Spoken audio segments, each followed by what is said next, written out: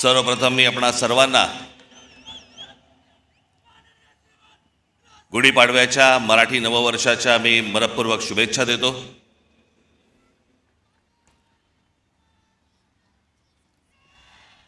नऊ मार्च 2006 ला पक्ष स्थापन झाला आणि 19 मार्च 2006 ला आपली पहिली जाहीर सभा याच शिवतीर्थावरती इथे झाली। आज 20 वर्ष झाली पक्षाला आणि आनंदाची आणि भाग्याची गोष्ट अशी की 20 वर्षानंतर 19 मार्चला गुढीपाडवा यावा। मी याला शुभसंकेतच पकडतो। मी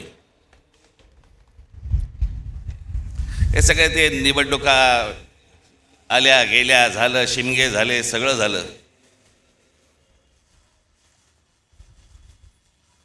आपण जे उभे आहोत हे लक्षात ठेवा, हे महाराष्ट्रासाठी उभे आहोत। आणि मी जे बोलतोय तुम्हाला आत्ता हे तुमच्या टाळ्यांसाठी बोलत नाहीये। मी जो तुम्हाला शब्द दिलाय या महाराष्ट्राचं गतवैभव प्राप्त करण्यासाठी, म्हणून आपल्याला जी सत्ता घ्यायची ती सत्ता भविष्यामध्ये आपण हातामध्ये घेणार म्हणजे घेणार। हे मी फक्त तुमच्या टाळ्यांसाठी सांगत नाही, तो माझा आत्मविश्वास आहे। पण आता काय पुढचे 3 वर्ष काही निवडणुका नाहीत या महाराष्ट्रामध्ये, त्याच्यामुळे कंत्राटदारांकडनं पैसे खायला सगळेच मोकळे आहेत।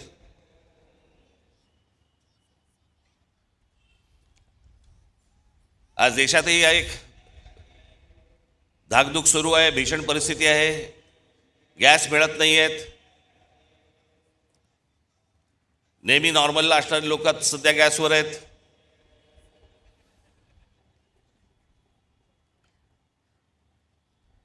खरं तर काही गोष्टी आपल्याकडनं राहून गेल्या, आपल्या पंतप्रधानांकडनं पण राहून गेल्या। जो इराण इतकी वर्ष आपल्याला साथ देत होता, त्या इराणवरती ज्या प्रकारचे हल्ले होत आहेत आज, आपण इराणला साथ द्यायला पाहिजे होती।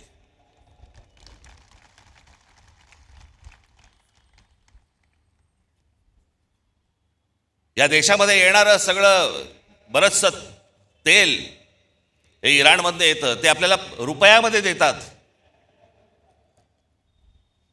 देत आले, पुढचं मला माहीत नाही। पण खामेनी गेल्यानंतर देखील आपल्या देशाच्या पंतप्रधानांनी कुठचंही निषेधाचं एक स्टेटमेंटही काढलं नाही, हल्ल्यावरती कुठचं स्टेटमेंट काढलं नाही। जो देश आजपर्यंत जम्मू काश्मीरच्या प्रश्नावरती देखील आपल्याला पाठिंबा देत आला, भारताला पाठिंबा देत आला, त्यांच्या मागे आपण आज अडचणीच्या काळामध्ये उभे राहिलो नाही, याचा त्रास निश्चित भविष्यात होणार आपल्याला।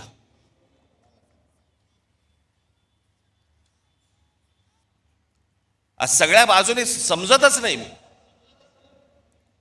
की नेमके आपण कुठे चाललो आहोत, काय चाललो आहोत। या देशामधली राज्य कुठे चालली आहेत, या देशामधली लोक कुठे चालली आहेत, प्रगती कुठे होतीये। मी आत्ताच गेल्या जानेवारीमध्ये आपली इथे जाहीर सभा झाली, त्यावेळेला मी अनेक लोकांचे वाभाडे काढले इथे। आपण पण किती अडाणी आहोत हे पण सांगितलं।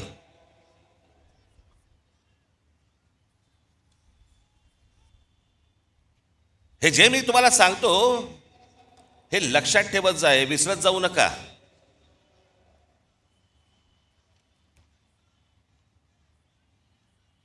आज फुरसतीत आलायत ना, फुरसतीत आहात ना जरा।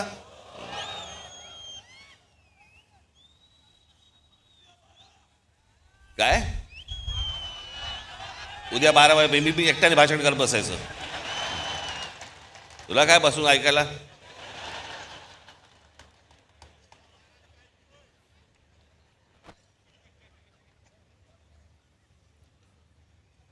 मी ज्या वेळेला राजकारणामध्ये आलो त्यावेळेला माझं पहिलं जेव्हा भाषण झालं आणि त्या पहिल्या भाषणानंतर मला जेव्हा माननीय बाळासाहेबांनी बोलवलं,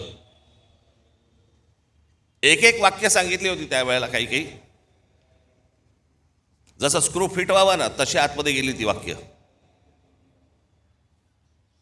त्यावेळेला त्यांनी मला सांगितलं होतं की भाषण जेव्हा करशील तेव्हा एक गोष्ट लक्षात ठेव, काय बोललो याला महत्व नाही, आज तू येऊन त्यांना काय दिलंस याला महत्व आहे. समोरच्यांना विचार करायला काय दिलंस. आणि मी नेहमी एक भाषण करताना माझ्यावरती एक मानसिक दडपण पण असतं की मी आज काय तुम्हाला देऊ, काय सांगू तुम्हाला, नवीन काय देऊ, ज्याच्यातनं तुम्ही विचार करायला लागाल. हे सरकार विचार करायला लागेल.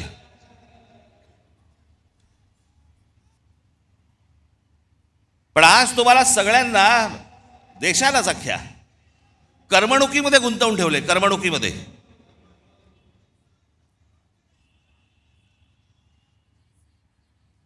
IPL चालू आहे, मग अजून कुठचे पिक्चर येत आहेत, मग ते हाऊसफुल जात आहेत, मग टेलिव्हिजनवरती. मी आज तुम्हाला सगळ्यांना एक नम्र विनंती करणार आहे, महाराष्ट्राच्या हितासाठी नम्र विनंती करणार आहे.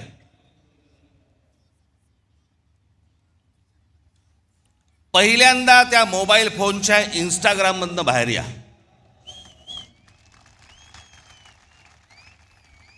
सकाळी संडास नाही, लवकर बाहेर याल.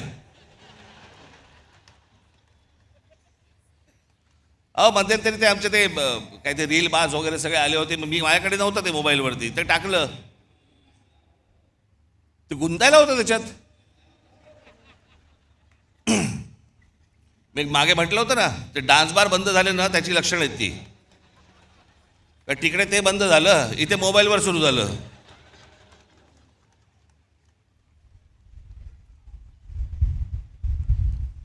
हे मी तुम्हाला का सांगतोय, कारण तुम्हाला गुंतवून ठेवले आतमध्ये. तुम्हाला ह्या सगळ्या करमणुकी आणि या सगळ्या गोष्टींमध्ये गुंतवून ठेवायचं. आणि सरकारला तुम्ही प्रश्न नाही विचारायचे, सरकारला तुम्ही प्रश्नच विचारता कामा नयेत. तुम्ही इतके अडकून आतमध्ये गेले पाहिजेत की त्या गोष्टींचा विचारही तुम्ही मनामध्ये आणता कामा नये. याच्यासाठीचं हे डिझाईन आहे.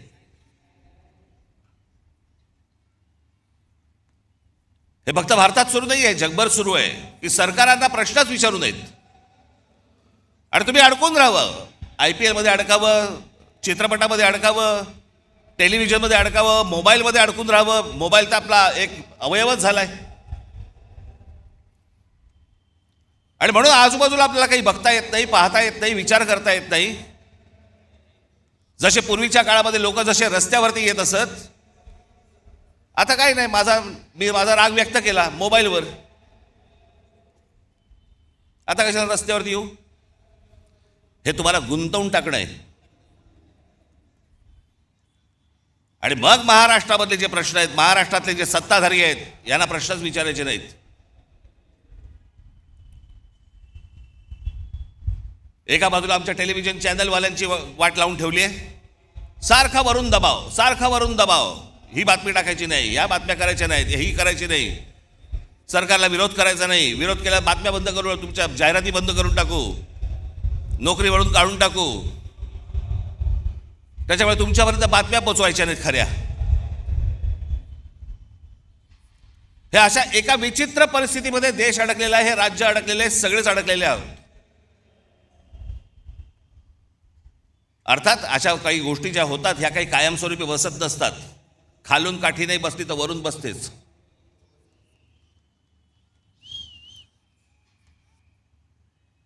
पण ह्या सतत गोष्टी मी तुम्हाला सतत का सांगतोय, ह्या डोक्यात ठेवल्या पाहिजेत तुम्ही. या करमणुकीच्या या गटारगंगा ज्या आहेत ना, या तुम्ही नका वाहत जाऊ.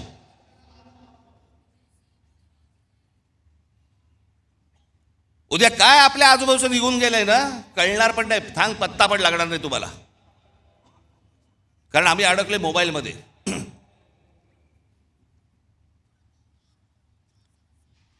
आज काय महाराष्ट्राची परिस्थिती होऊन बसली आहे. हे आमचे मुख्यमंत्री सांगतायत विकास करतोय, विकास करतोय.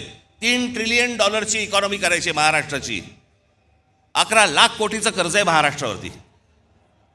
11 लाख कोटी. पृथ्वीराज चव्हाण ज्यावेळेला मुख्यमंत्री होते त्यावेळेला 2 लाख कोटीचं कर्ज होतं. त्याच्यानंतर हे 2014 ते 2026 मध्ये हे सगळं कर्ज 11 लाख कोटीवरती गेलं.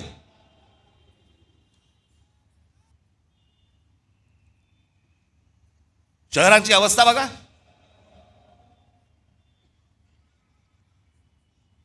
पिझ्झा मागवला तर 10 मिनिटात येतो,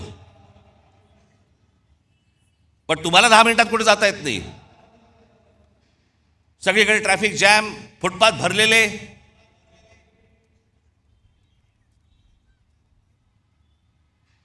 काय आयुष्य नावाची काय गोष्ट असते की नाही? एखाद्याच्या तुमच्या मनात येते की नाही की माझं काय आयुष्य आहे?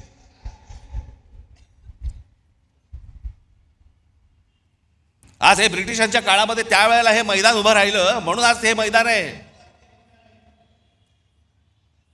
नाही तर अशी मैदानं कुठे आहेत मला जरा सांगा. जी जी मैदानं उभी राहिली आहेत ते त्या त्या काळात उभी राहिलेली आहेत.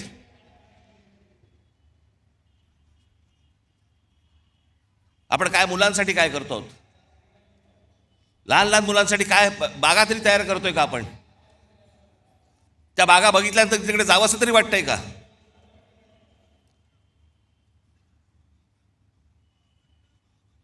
आज शहराची आज संपूर्णपणे शहर अख्खी कोलमडून पडलेली आहेत.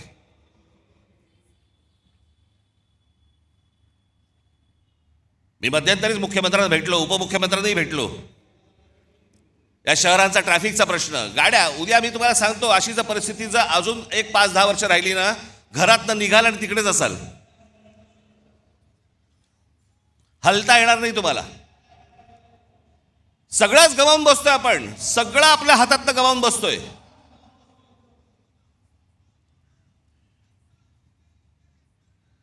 आज ग्रामीण भागामधला माझा तरुण, माझ्या तरुणी शेतीकडे वळायला तयार नाहीत. ते म्हणतात नाही आम्हाला शहरात जायचंय. शहरात आल्यावर ही शहराची अवस्था.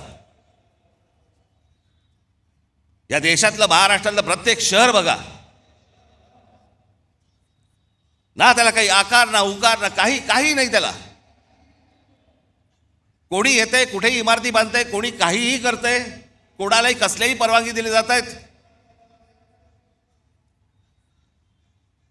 आणि तुम्ही ते पाहता आणि राग मोबाईलवरती व्यक्त करताय. हेच त्यांना हवंय की तुम्ही रस्त्यावरती येताच कामा नयेत, तुम्ही या गोष्टींचा विचारच करता कामा नयेत. असेच सडा, असेच मरा.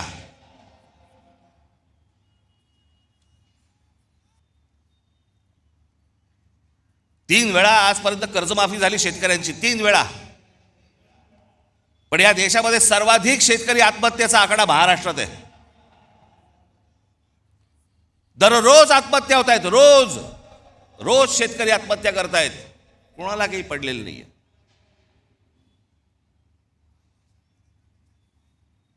हे इथे तुमच्यासाठी कोस्टल रोड बांधतायत, आम्हीच त्याची स्तुती करतो. आमचा मराठी माणूसच स्तुती करतो, छान झालाय ना रस्ता. अरे तो तुझी वाट लावायला झालाय. तुला कल्पना नाही तो रस्ता कशासाठी झालाय. तो तुमच्यासाठी झालेला रस्ता नाहीये. तो बाकीच्यांना आत येण्यासाठी आणि तुम्हाला बाहेर जाण्यासाठीचा रस्ता आहे. तो आम्हाला जो अंदाज येत नाही, आमच्या दरवाज्यावरती जोपर्यंत टकटक होत नाही तोपर्यंत आम्हाला समजतच नाही. आज सगळ्या शहरांमधल्या सगळ्या जमिनी चालल्या आहेत. हे अडाणीसारखे उद्योगपती सगळे घेत बसले आहेत. सरकार न बघता सह्या करतंय. हा सगळा पाडा मी मागच्या वेळेला वाचला होता. त्याच्यात आपण महाराष्ट्र म्हणून आपलं महाराष्ट्राचं स्वतःचं अस्तित्व गमावून बसतोय. आपली महाराष्ट्राची ओळख गमावून बसतोय. आपली भाषा गमावून बसतोय. मी मागे पण सांगितलं होतं ना, एकदा ती गोष्ट हातातनं गेली की परत येणार नाही. भाषा संपली म्हणून अनेक देश संपलेले आहेत या जगामध्ये. तुम्हाला जग ज्याला म्हणतं की तुम्ही कोण आहात, मराठी माणूस आहात. मराठी माणूस आहात म्हणजे कोण आहात? मराठी भाषा बोलणारे आहात म्हणून तुम्ही मराठी माणूस आहात.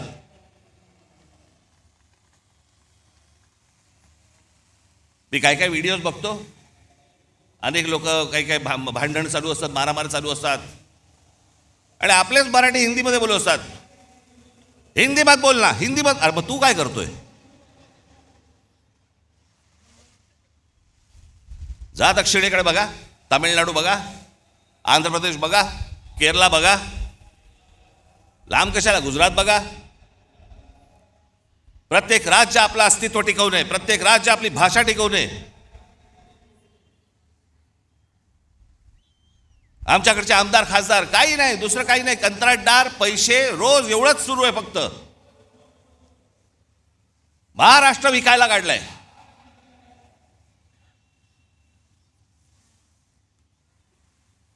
आज मुख्यमंत्र्यांकडे गृह खातं आहे.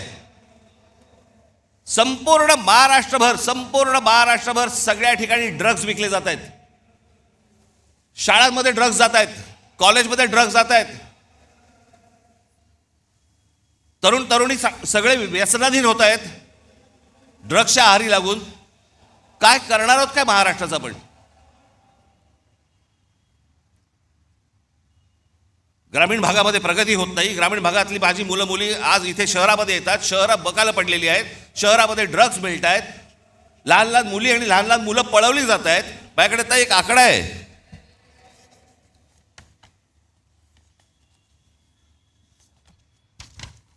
नोव्हेंबर डिसेंबर या महिन्यातल्या 36 दिवसांमध्ये, गेल्या आता नोव्हेंबर डिसेंबरच्या या 36 दिवसांमध्ये केवळ मुंबईमध्ये 82 मुलं बेपत्ता झाली. जानेवारी ते नोव्हेंबर 2025 या कालावधीत महाराष्ट्रातील नवी मुंबई शहरात तब्बल 499 मुलांच्या अपहरणाच्या घटना नोंदवण्यात आल्या. त्यातली 41 मुले अद्याप बेपत्ता आहेत. 458 पोलिसांनी, आमचे पोलीस, मुंबईचे पोलीस, महाराष्ट्राचे पोलीस हे सक्षम आहेत.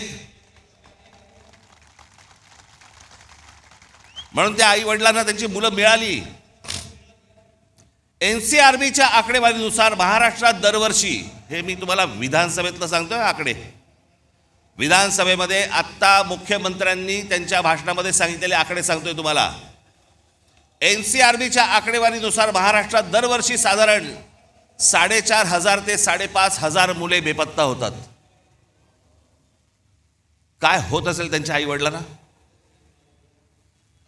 4,500 ते 5,500 मुलं बेपत्ता होता. हा महाराष्ट्र, असा होता महाराष्ट्र.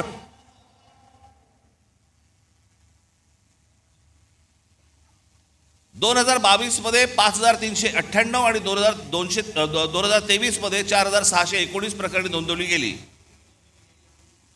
या प्रकरणांमध्ये मुलींचे प्रमाण अधिक दिसते.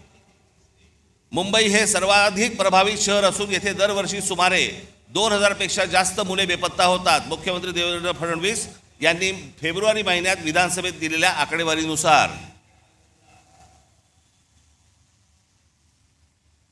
हे कोणती शहर म्हणायची हो, कोणतं राज्य म्हणायचं?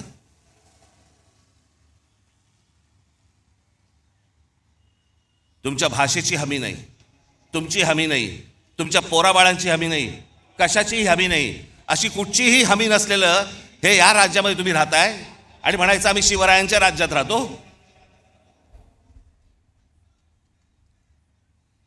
हवे होते असते, विधानसभेत जाऊन कापून काढले असते.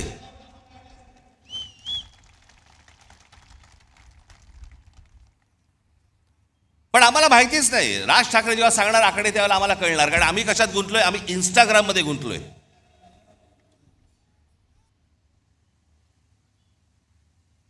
आम्हाला कशाची पडलीच नाहीये. आम्ही आमची संपूर्णपणे ओळख विसरून गेलेलो आहोत.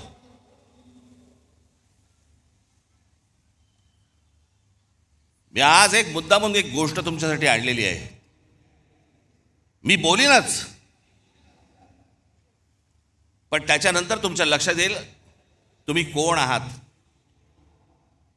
तुम्ही कोणत्या भूमीत जन्माला आलात, तुम्ही कोणाचे वारस आहात. मी नेहमी सांगतो ना, हा महाराष्ट्र दरवेळेला देशाला दिशा दाखवत आला, या हिंद प्रांताला दिशा दाखवत आला.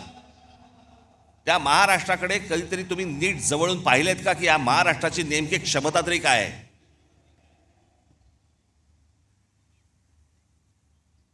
हजारो माणसं आहेत. मी थोडक्यात काही माणसं तुमच्या समोर आज आणलीत. फक्त महाराष्ट्राची तुम्ही फक्त परंपरा, महाराष्ट्राचा फक्त इतिहास फक्त तुम्ही फक्त बघून घ्या. मी फक्त तुमच्यासमोर नावं वाचणार आहे. ही नावं माझं भाषण संपल्यानंतर तुम्ही कदाचित त्या यूट्यूबवर जा. मुद्दामून सांगतो, यूट्यूब बघा, कारण त्याच्यावरती चांगली माहिती असते, त्याच्यावरती चांगल्या डॉक्युमेंटरीज असतात, जगाची माहिती मिळते. इंस्टाग्राम नको. मी तुम्हाला आता फक्त काही माणसं तुम्हाला समोर वाचून दाखवणार आहेत जे आपण विसरलेलो आहोत. आपल्या महाराष्ट्राची ताकद आपण विसरलेलो आहोत. हा महाराष्ट्र असा का? या महाराष्ट्रामध्ये या बाहेरच्या प्रांतांमधून लोक इथे का येतात? या महाराष्ट्रामध्ये ही महाराष्ट्राची भूमी ही कोणी मशागत केली? हा सुसंस्कृत महाराष्ट्र घडला कसा? मला असं वाटतं ही फक्त नावं तुमच्यासमोर मी पटापटा वाचतो, तुमच्या अंदाज लक्षात येईल की आपण कोण आहोत ते. पहिली संत परंपरा दिसतंय का तुम्हाला? संत ज्ञानेश्वर, संत तुकाराम, समर्थ रामदास, संत जनाबाई, संत नामदेव, संत एकनाथ. इतिहास आमच्या जिजाऊसाहेब. या देशामधली पहिली बंडखोर स्त्री, पहिली बंडखोर स्त्री, ज्या स्त्रीने, ज्या आईने स्वतःच्या वडिलांना विचारलं होतं की दुसऱ्यांकडे कशाला चाकरी करता. स्वतःच्या नवऱ्याला विचारलं स्वतःचं राज्य निर्माण करा, दुसऱ्याकडे कशाला जाता. आणि मग एक सूर्य जन्माला दिला.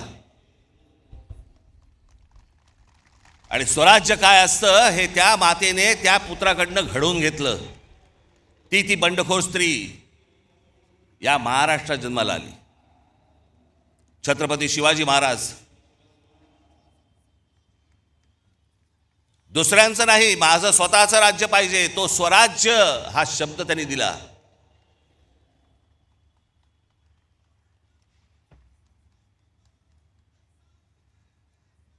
छत्रपती संभाजी महाराज. छत्रपती शिवरायांच्या मृत्यूनंतर स्वराज्य टिकवण्यासाठी आणि वाढवण्यासाठी अंतर्गत कलहाशी आणि शत्रूशी समर्थपणे आणि प्राणपणाने लढणारे धर्मवीर. महाराष्ट्र. बाळाजी विश्वनाथ पेशवे योद्धा व मराठा साम्राज्याचे पंतप्रधान होते. मी एक तुम्हाला सर्वांना आज हात जोडून विनंती करणार आहे, ज्यांनी महाराष्ट्र घडवला ना, ज्यांनी महाराष्ट्र मोठा केला ना, आणि महाराष्ट्रात आज देखील, कृपया आपल्या महापुरुषांकडे आणि कोणाहीकडे जातीने पाहू नका. त्यांनी या महाराष्ट्रासाठी काय योगदान दिलं ना, ते सर्वात महत्त्वाचं आहे. हे तुम्हाला त्यांच्या मतांसाठी म्हणून तुम्हाला जातीमध्ये भिडवतायत आणि महाराष्ट्रामधून प्रत्येकाला वेगळं करतायत. हे कृपा करून करू नका.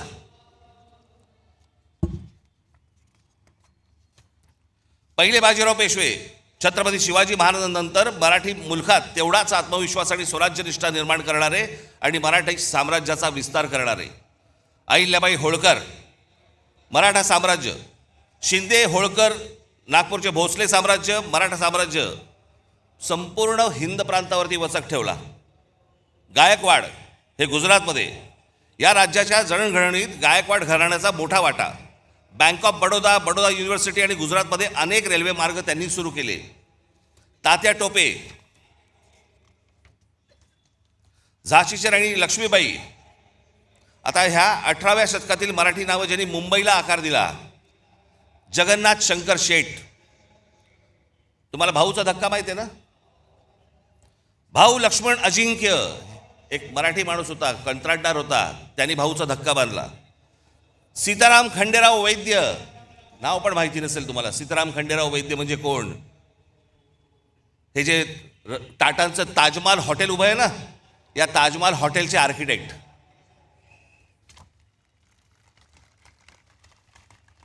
समाज सुधारणा महात्मा ज्योतिबा फुले, सावित्रीदेवी फुले, महादेव गोविंद रानडे, गोपाळ हरी देशमुख उर्फ लोकहितवादी, लोकमान्य टिळक, गोपाळ गणेश आगरकर, गोपाळ कृष्ण गोखले. माझ्याकडे या सगळ्यांचा इतिहास आहे, परंतु मी प्रत्येकाचा इतिहास सांगत बसलो 12 वाजतील.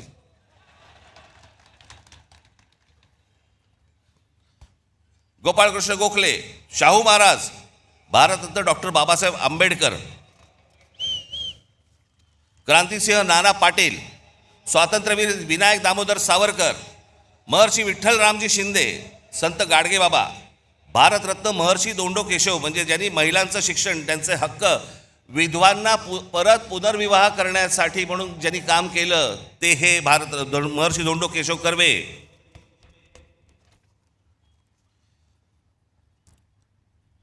रामकृष्ण गोपाळ भांडारकर, हे भांडारकर युनिव्हर्सिटी आहे ना.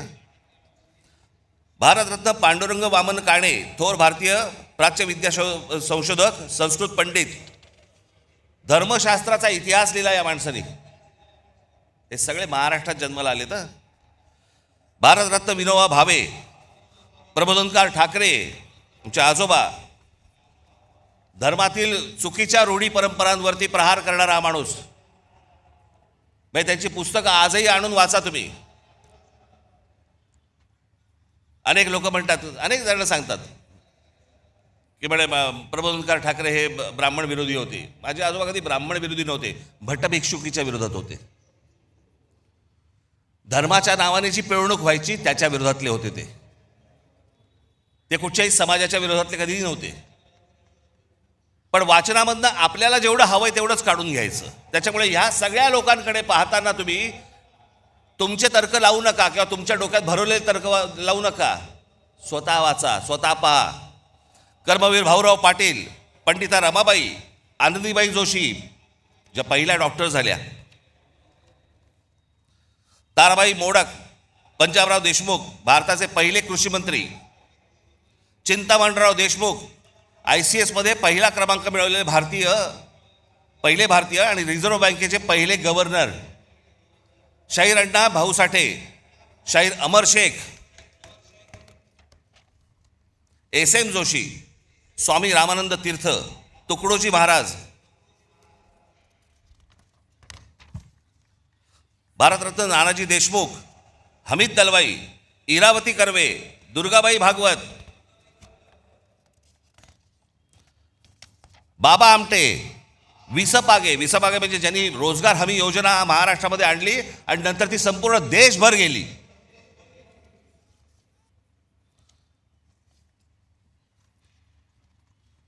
अनेक नेते होऊन गेले महाराष्ट्रामध्ये, पण एक माणूस, असा माणूस महाराष्ट्रात कशाला देशात नाही झाला,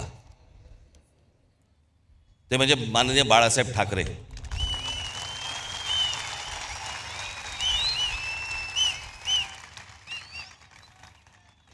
मराठी माणसाच्या मनात जी मराठी अस्मितेचा जो अंगार फुलवला हा पहिला या माणसाने. या देशातल्या हिंदूंना हिंदू म्हणून मतदान करायला लावणारा हा पहिला या देशातला माणूस. आणि जागतिक दर्जाचा व्यंगचित्रकार शरद पवार. आज अनेक गोष्टी त्यांच्या नावावरती आहेत, अनेक मतभेद असतील, पण ज्या योग्य गोष्टी आहेत त्या मला असं वाटतं योग्य असल्याच पाहिजेत. आज आपण रस्त्यावरची फळं पाहतो ना, जे कधी पाहत नव्हतं पूर्वी, आता आपल्या लक्षात पण येणार नाही की हे कधी सुरू झालं. पण आपली गाडी थांबली असताना कोणीतरी येतो, एखादा माणूस स्ट्रॉबेरी घेऊन येतो किंवा काही घेऊन. फलोत्पादन याच्यामध्ये महाराष्ट्रात सर्वात मोठी क्रांती करणारा हा माणूस. जी फळं कधी पाहिली नव्हती ती सर्वसामान्यांना आज मिळायला लागली, त्याच्यामध्ये सर्वात मोठं काम करणारा माणूस. बारामतीमध्ये ज्यांनी शेतीमध्ये AI टेक्नॉलॉजी आणून शेतीमध्ये कशा प्रकारची क्रांती केली, एकदा काहीतरी जाऊन बघून पण या. सहकार चळवळ महाराष्ट्रात उभी राहिली.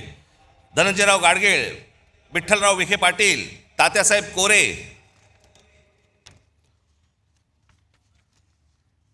आता महाराष्ट्राच्या देशाला राजकारणातला आकार देणारे भारतीय काँग्रेस, जो काँग्रेस पक्ष आपण म्हणतो, त्या पक्षाची स्थापना महाराष्ट्रात झाली. RSS, या RSSचे 6 सरसंघचालक झाले. या 6 संघचालकांमध्ये 4 मराठी झाले आजपर्यंत, आणि निर्माण करणारा देखील मराठीच. हेडगेवार,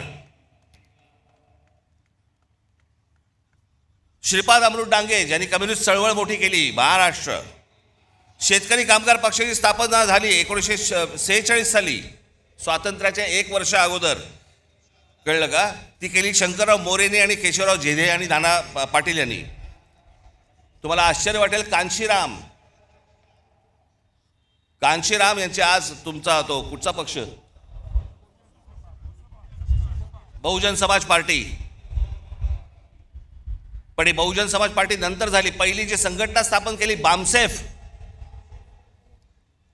ती या महाराष्ट्रातल्या पुण्यामध्ये खडकीमध्ये त्यांनी स्थापन केलेली आहे बामसेफ. या सगळ्या गोष्टींची मुळं जर तुम्ही बघितली तर ही सगळी महाराष्ट्र आहेत. इतिहासकार, ज्या इतिहासकारांकडे या देशातले सगळे लोक किंवा बाहेरच्या देशांमधले लोक ज्यांच्याकडे टवकारून बघतात असे काही इतिहासकार म्हणजे विका राजवाडे, गोविंद सखाराम सरदेसाई, त्र्यंबक शेजवलकर, वासुदेव सीताराम बेंद्रे, बाबासाहेब पुरंदरे, रणजित देसाई, गजाननराव मेहेंदळे. आमचे गजाननराव आत्ताच गेले.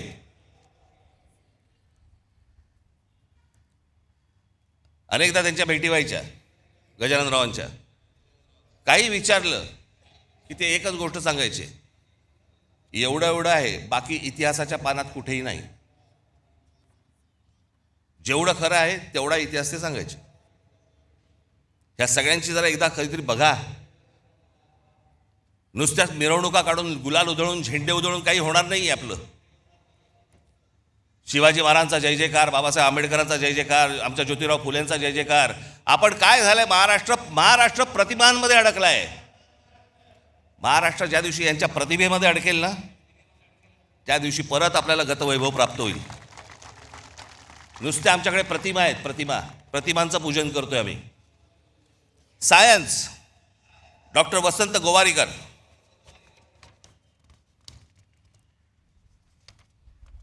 बाकीची पानं कुठे गेली रे?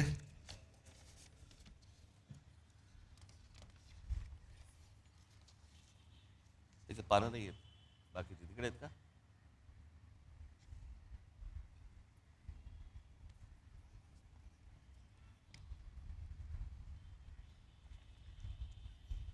इधर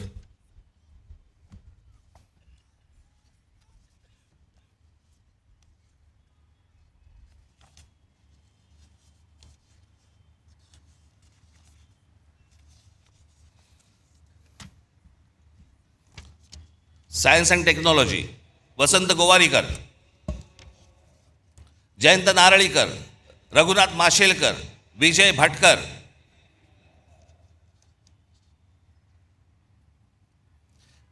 तुम्हाला कदाचित कल्पना नसेल, परंतु एक गोष्ट सांगतो. शिवकर बापूजी तळपदे नावाचे जे गृहस्थ झाले, त्यांनी राईट्स बंधू म्हणजे ज्यांनी विमान उडवली ना, त्याच्याही 8 वर्ष आधी 1895 मुंबईच्या गिरगाव चौपाटीवरती मरुत्सका नावाचे मानवविरहित विमान यशस्वीरित्या उडवले. हे घडवणारे महाराष्ट्रात. पत्रकार बाळशास्त्री जांभेकर, नारायण दीनानाथ वेलकर. तुम्ही म्हणाले कोण आहेत नारायण दीनानाथ वेलकर? तुम्ही जर ऐकाल तर तुम्हाला प्रश्न पडेल, हे आपल्यापर्यंत आलं कसं नाही अजूनपर्यंत. टाइम्स ऑफ इंडियाचे संस्थापक मालक. 1840 मुंबईचे पहिले भारतीय महापालिका आयुक्त ते जेई ब्रेनन या ब्रिटिश व्यक्तीसोबत 1838 साली त्यांनी बॉम्बे स्टँडर्ड हे वृत्तपत्र सुरू केले, जी कंपनी 1860 पर्यंत त्यांनी चालवली. आणि पुढे रॉबर्ट नाईट या ब्रिटिश व्यक्तीने ते विकत घेतलं आणि त्याचं नाव टाइम्स ऑफ इंडिया असं ठेवलं. सुरू करणारा मराठी माणूस कृष्णाजी प्रभाकर उर्फ काकासाहेब खाडीलकर. आचार्य आत्रे, नावाजलेले अभ्यासक माधवराव गाडगीळ, पर्यावरणावरचा अभ्यास, माधवराव चितळे, पाणी या विषयावरचा अभ्यास. म्हणजे जगभरामध्ये या लोकांना काय किंमत आहे ना, आपल्याला अंदाज पण नाही याचा, फक्त आमच्याकडेच किंमत नाही. पांडुरंग सदाशिव खानखोजे. चित्रपट दादासाहेब फाळके. एखादे दे रे मला येत ठेवायला यायला.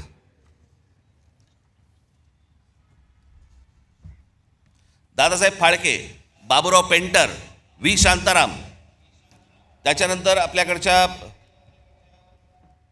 चित्रपट क्षेत्रातील काही मीनाक्षी शिरोडकर, शोभना समर्थ, माधुरी दीक्षित, सुलोचना. अजून एक नाव तुम्हाला सांगणार आहे ज्याच्यामध्ये तुम्हाला प्रश्न पडेल की अरे अजूनपर्यंत आम्हाला कसं माहीत नाही. हिंदी चित्रपटसृष्टीमधले जवळपास 6300 गाणी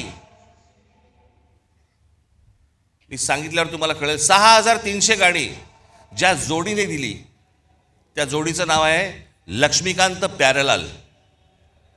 त्या लक्ष्मीकांत प्यारेलालमधले लक्ष्मीकांत हे कुडाळकर होते आणि आपल्या कुडाळमधले होते राहणारे. हे आजपर्यंत आम्हाला कोणालाही कोणी सांगितलं नव्हतं. मला माहिती होतं अर्थात,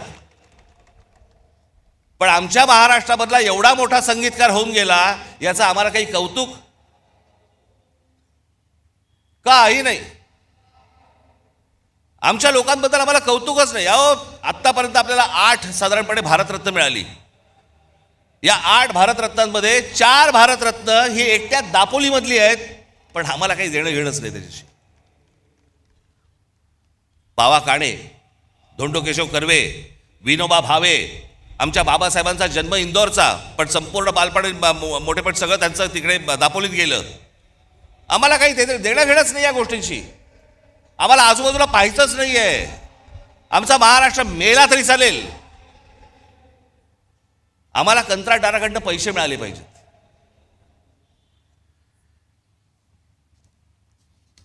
सी रामचंद्र, या महाराष्ट्राचा सगळ्यात मोठा सुपरस्टार दादा कोंडके, ज्यांनी छाप पाडली, या देशावरती छाप पाडली. निळू फुले, नाना पाटेकर, अमोल पालेकर, अशोक सराफ, आशुतोष गोवारीकर, गायक भारतरत्न पंडित भीमसेन जोशी, लता मंगेशकर, आशा भोसले, कुमार गंधर्व, किशोरी आमोणकर, जितेंद्र अभिषेक, चित्रकार दीनानाथ दलाल, वासुदेव गायतोंडे, माधव सातवळेकर. मी एकेकावरती, या एकेका माणसावरती मी एक तास बोलू शकतो. P.A. धोंड, आचरेकर, सडवेलकर, S.M. पंडित, तुमच्यापैकी बरेच जण हे त्या तामिळनाडूला आपल्या स्वामी विवेकानंदांचं जिथे पुतळा आहे ना, तिथे काही जण गेला असाल. मी गेलो होतो. पुतळा पाहिल्यानंतर मी असा उलटा मागे फिरलो. मागे वळलो तर तिथे 2 पेंटिंग्स होती. एक परमहंसांचं होतं आणि एक त्यांच्या पत्नीचं होतं. पण मी जवळ जाऊन पाहिलं तर ते S.M. पंडितांचं पेंटिंग होतं. दोन्ही पेंटिंग S.M. पंडितांची होती. या इथे बाजूच्या गल्लीत राहायची. इथे आम्हाला काही देणं घेणं नाही. आम्हाला कलेशी देणं घेणं नाही, संगीताशी नाही, साहित्याशी नाही, कशाशी नाही. फक्त आमच्याकडे झालंय जयंत्या आल्या, पुण्यतिथ्या आल्या की आम्ही फक्त मिरवणुका काढून ढोल वाढवायला सुरुवात आमच्याकडे. पण आमच्याकडे काय पेरून ठेवलंय, काय होऊन गेलंय याचा आम्हाला अंदाजच नाही. शिल्पकार सदाशिव साठे म्हणजे गेटवे ऑफ इंडियाचा जो पुतळा आहे तो शिल्पकार साठेंनी उभा केला आहे.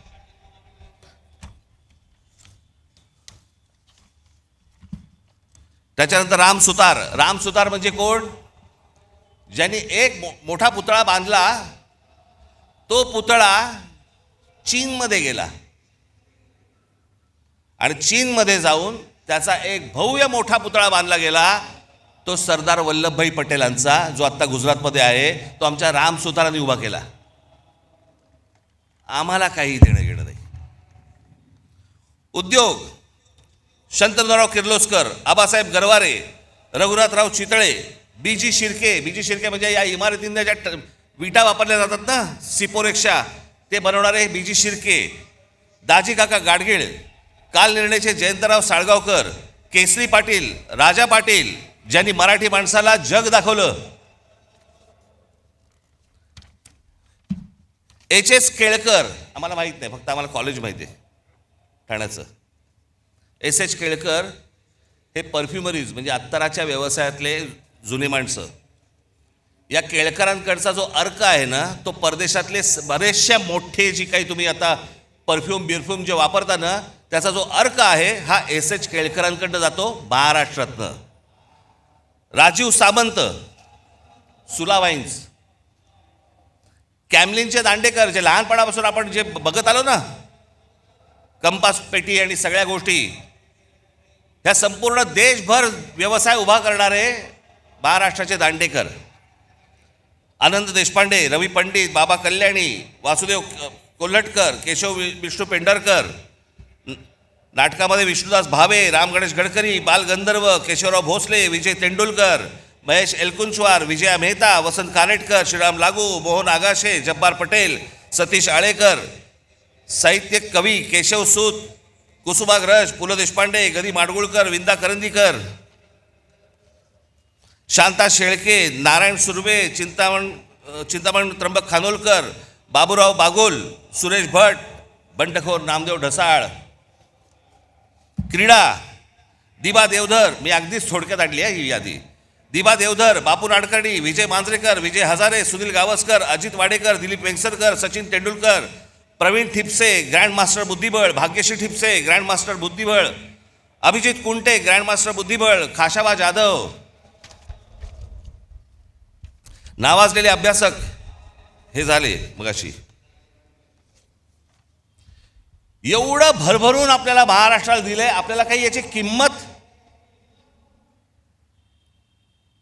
आपण याच्यासाठी काही करतोय, ह्यांच्यासाठी नाही, आपण काही वेगळा विचार करतोय का? महाराष्ट्र कुठे होता? महाराष्ट्र अख्खा देश टवकारून बघायचा महाराष्ट्रामध्ये काय चाललंय, महाराष्ट्रात नवा विचार कोणता येतोय, महाराष्ट्रात आम्हाला काय देणार आहे. या नवीन विचाराला सतत बघणारा हा देश आज महाराष्ट्राला काय देतोय. आमच्या क्रिकेट टीम मध्ये देखील आज महाराष्ट्राचे, मुंबईचे कोण नाही हो? कोण मराठी आहेत मला जर दाखवा. एक काळ असा होता की 11-12 प्लेयर मध्ये जवळपास 8 ते 9 हे मुंबईचे लोक असायचे, महाराष्ट्राचे लोक असायचे. कुठे कमी पडतोय आम्ही? आम्ही विचारच करत नाही आहोत. आम्हाला महाराष्ट्र कसा घडवायचा आहे याचा आमचा विचारच संपलेला आहे. आमच्यावरती सरकार येत आहेत आणि लादतायत, वाटेल त्या गोष्टी रोज येत आहेत, नवीन कायदे करतायत, नवीन नियम करतायत. आम्हाला लक्ष द्यायला वेळ नाही. आम्ही गुंतलोय करमणुकीमध्ये. तुम्हा आम्हाला महाराष्ट्रातल्या या जनतेला सगळ्यांना मिळून, तरुण आणि तरुणींना, नवीन येणाऱ्या लोकांना, मुलांना हा भविष्यातला महाराष्ट्र घडवायचा आहे. हा तुम्ही आम्हीच घडवायचा आहे. सरकारवरती अवलंबून राहून होणार नाही. आणि म्हणून मी आज एक नवीन योजना तुमच्यासमोर आज आणतोय. 2006 साली याच व्यासपीठावरती इथे उभं राहून मी म्हटलं होतं की मी महाराष्ट्राचा विकास आराखडा आणीन, महाराष्ट्राची मी ब्ल्यूप्रिंट आणीन. मग एका पत्रकार परिषदेत मला एका पत्रकाराने विचारलं ती तुमची ब्ल्यू फिल्म कधी येणार आहे. तर मी म्हटलं की मी ती आणली असती तर बरं झालं असतं, त्यांनी किमान पाहिली तरी असती. पण त्या 2006 साली मी जेव्हा म्हटलं होतं मी महाराष्ट्राची ब्ल्यूप्रिंट आणीन, महाराष्ट्राचा विकास आराखडा आणीन, 2014ला आणला. 2006 ते 2014 महाराष्ट्रात जिथे जिथे मी गेलो, जिथे जिथे पत्रकार परिषदा झाल्या, सर्वजण कुत्सितपणे मला विचारायचे काय ते ब्ल्यूप्रिंटचं काय झालं, कुठपर्यंत आलं, ते विकास आराखड्याचं काय झालं, कुठपर्यंत आलं. प्रत्येक पत्रकार परिषदेमध्ये असताना, चालू असताना किंवा नंतर हे प्रश्न असायचेच. जेव्हा आणली 2014, आज 2026, या क्षणापर्यंत मला कुठच्या पत्रकारांनी प्रश्न विचारलेला नाही त्या ब्ल्यूप्रिंटमध्ये आहे काय, कारण वाचलीच नाही. त्याला वाचण्यात इंटरेस्ट नव्हता, हिणवण्यात होता. असो, पण तो काळ लोटला गेला. आज जवळपास त्याही गोष्टीला आज 12 वर्ष होऊन गेली. अनेक तज्ज्ञांना त्यावेळेला बरोबर घेतलं होतं, अनेक गोष्टी त्यामध्ये केल्या होत्या. गेल्या 10-12 वर्षामध्ये अनेक महाराष्ट्रही बदलला, खूप गोष्टी बदलल्या, विचारात महाराष्ट्र बदलला. आणि म्हणून मला असं वाटलं की काय करावं, कारण मी अनेकदा वाचत असतो वर्तमानपत्रांमध्ये, काही लेख येतात वर्तमानपत्रांमध्ये, अनेक चांगल्या सूचना येतात, अनेक काही नवीन गोष्टी निर्माण करण्यासाठीच्या गोष्टी येतात. आणि मग विचार केला की या सगळ्या गोष्टींसाठी एक कुठेतरी आपल्याला एक प्लॅटफॉर्म उभा करायला लागेल. या महाराष्ट्रामधली लोक, महाराष्ट्राच्या बाहेरची कोणी, की महाराष्ट्रामध्ये नेमकं काय व्हायला पाहिजे, महाराष्ट्रामध्ये नेमकं काय घडलं पाहिजे, महाराष्ट्रात ते नेमकं घडलं ते कसं घडलं पाहिजे. अशा अनेक लोकांकडे अनेक योजना तयार आहेत, परंतु सांगायच्या कोणाला, मांडायच्या कोणाला. सरकार म्हणजे कोण, बोलायचं कोणाशी, मांडल्यानंतर सांगितल्यानंतर ते बघणार कोण आहे, आम्हाला उत्तर कधी मिळणार. आणि म्हणून या सगळ्या गोष्टींचा विचार करून मी एक नवीन वेबसाईट आत्ता महाराष्ट्राला मी आत्ता अर्पण करतोय, की ज्या वेबसाईटवरती तुम्ही येऊन तुमचे विचार, पण विचार जय महाराष्ट्र साहेब, चालणार नाही साहेब, भावी मुख्यमंत्री तुम्हीच, डिलीट असल्या कुठच्याही गोष्टींना त्या याच्यावरती स्थान नाही. नवा विचार करा, या मोबाईलच्या जोखडातनं बाहेर या, या करमणुकीच्या गटारगंगेतनं बाहेर या. हा तुम्हा आम्हालाच महाराष्ट्र उभा करावा लागेल, हा तुम्हा आम्हालाच महाराष्ट्र वाचवावा लागेल, आणि याच्यासाठीचं म्हणून हे पहिलं पाऊल आहे.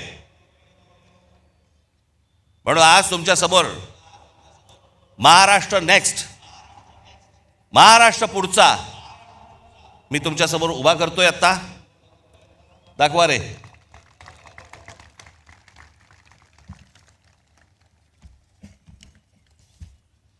याच्यामध्ये हे सुरू झाल्यावरती तुम्हाला ऑप्शन्स आहेत, मराठी आणि इंग्रजी. त्याच्यामध्ये तुम्ही मराठीमध्ये गेलात की त्याच्या बाजूला एक ऑडिओ फिल्म आहे, ही वेबसाईट कशी वापरायची. त्याच्यामध्ये आपल्या कल्पना नोंदवण्यासाठी म्हणून मी काही खाली विषय दिलेले आहेत, 27 विषय आहेत. ते 27 विषय फक्त मी तुम्हाला वाचून दाखवतो, ज्याच्यामध्ये ज्या ज्या आपल्या स्वतःच्या कल्पना असतील, ज्या काही नवीन आपल्याला निर्माण करायचं असेल ते तुम्ही मांडू शकता. आपण म्हणजे आम्ही तुमच्यामधले आणि सरकारमधले फक्त वाहक असू, आणि सरकारकडनं ही गोष्ट कशी करून घ्यायची जर ती योग्य असेल, कारण हे पहिलं जाणार हे तज्ज्ञांकडे, त्या तज्ज्ञांच्या कमिटीकडनं ज्यावेळेला ते मंजूर होणार त्याच्यानंतर हे सरकारकडे जाणार. त्याच्यामुळे ही 27 तुम्हाला इथे गोष्टी दिलेल्या आहेत. त्याच्यामध्ये शेती, रस्ते आणि पायाभूत सुविधा विकास, आरोग्य सेवा व सार्वजनिक आरोग्य व्यवस्था, जमीन, पायाभूत सुविधा, औद्योगिक वसाहती, व्यवसाय सुलभता, प्रादेशिक औद्योगिक संतुलन व सर्वसमावेशक, शालेय उच्च व तंत्र शिक्षण सुधारणा, आदिवासी विकास, सर्वसमावेशक आणि सशक्त महिला व बाल, रोजगार व रोजगार निर्मिती, आपत्ती व्यवस्थापन आणि आपत्तीपूर्व तयारी, क्षेत्रनिहाय औद्योगिक धोरण, गुंतवणूक प्रोत्साहन व थेट विदेशी गुंतवणूक, स्टार्टअप्स आणि भविष्यवेधी उद्योग, ग्रामीण अर्थव्यवस्था आणि ग्रामीण उद्योग विकास, शहरांचा शाश्वत विकास, क्रीडा व युवा विकास, मराठी भाषा संस्कृती ज्ञान परंपरेचा विकास, पारंपरिक आणि अपारंपरिक ऊर्जा, हवामान बदल, पर्यावरण आणि प्रदूषण, सूक्ष्म लघु व मध्यम उद्योग आणि विकास, औद्योगिक कायदे सुधारणा, शाश्वत हरित व पर्यावरणपूरक औद्योगिक विकास, सिंचन, जलव्यवस्थापन व जलसुरक्षा, समृद्ध स्वावलंबी आणि शाश्वत ग्रामविकास, पर्यटन विकास, कायदा आणि सुव्यवस्था. याच्यामध्ये तुम्ही आतमध्ये गेल्यानंतर आपली कल्पना इथे पुढे नोंदवायची तुम्हाला येईल. त्या प्रत्येक गोष्टीमध्ये 27 गोष्टीमध्ये त्याच्या उपशाखा आहेत. समजा तुम्ही रोजगार आणि रोजगार व रोजगार निर्मिती हा जर विषय घेतला तर त्याच्यामध्ये रोजगार विमुख, कौशल्य प्रशिक्षण, उद्योजकता वगैरे वगैरे असे बरेच विषय त्याच्यामध्ये आहेत. ते झाल्यानंतर पुढे जेव्हा तुम्ही जाल त्याच्यानंतर तुम्ही तुमची कल्पना त्याच्यावरती नोंदवायची, आणि त्याच्या खाली गरज असल्यास तुम्हाला काही फाईल अपडेट करायची असेल, फोटो टाकायचा असेल त्याच्याबरोबर तुमच्या म्हणण्याला, तोही तुम्ही टाकू शकता. त्याच्यानंतर तुम्ही पुढे गेलात